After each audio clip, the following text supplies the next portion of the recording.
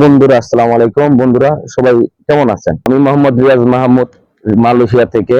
রিয়াজ মাহমুদ ব্লগে আপনাদের স্বাগতম।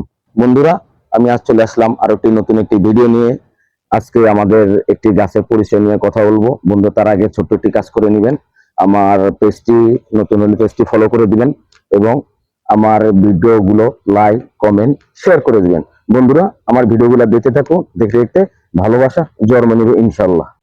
তবে বন্ধুরা, চলো আজ এই কাঠগোলাপের মায়ায় ফুল, এইটা এই আমরা মালয়েশিয়াতে এই গাছটাকে আমরা পুলুমেরা গাছ বলে থাকি, যেটা ইংরেজিতে বলা হয় ফ্রেঙ্গিপিনি, এবং যেটা বাংলাদেশে আমাদের কাঠগোলাপ বলা হয়।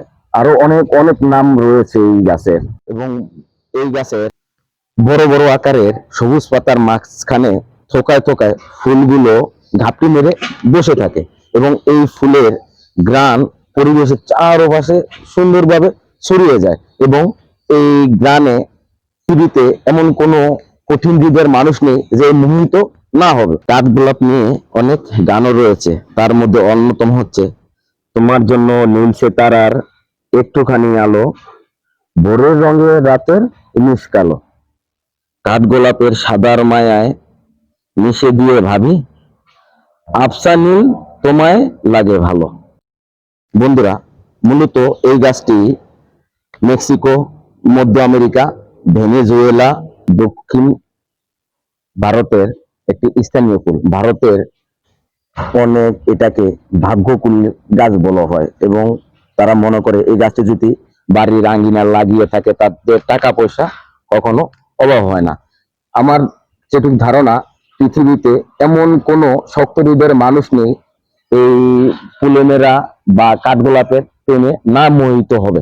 বন্ধুরা, দেখুন ফুলটা দেখতে অনেক সুন্দর লাগে। একটি ফুলের 5টি পাপড়ি হয়ে থাকে। এই ফুলের এই ফুলেমেরা বিভিন্ন কালারের ফুল হয়ে থাকে। আপনার হলুদ ফুল আছে, সাদা ফুল এবং গোলাপি ফুল, এবং বিভিন্ন কালারের একটা এই ফুলেমেরা ফুল হয়ে থাকে। তবে বন্ধুরা, এই গাছের ফুলগুলো গ্রীষ্মকালে অনেক ফুলগুলো ফুটে থাকে, এবং শীতকালে কিন্তু এই গাছের পাতাগুলো ঝরে যায়।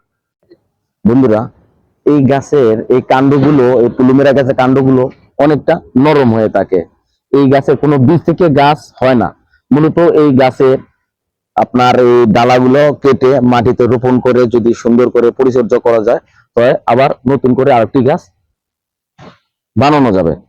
ওকে বন্ধুরা, তবে আমার ভিডিওটা বড় হয়ে যাবে, তার আজ এই পর্যন্ত রাখি। পরবর্তীতে ভিডিওতে আপনাদের জানাবো এই গাছের পরিচর্যা সম্বন্ধে, এবং কিভাবে কাটিং করবেন এবং এটা কিভাবে পরিচর্যা আপনার। তবে বন্ধুরা, আজ আমার ভিডিওটা এই পর্যন্ত রাখি। আমার ভিডিওটা যদি ভালো লেগে থাকে লাইক করবেন, কমেন্ট করবেন এবং ভিডিওটি শেয়ার করবেন। তবে বন্ধুরা, আজ রাখি। সবাই ভালো থাকবেন। আসসালামু আলাইকুম।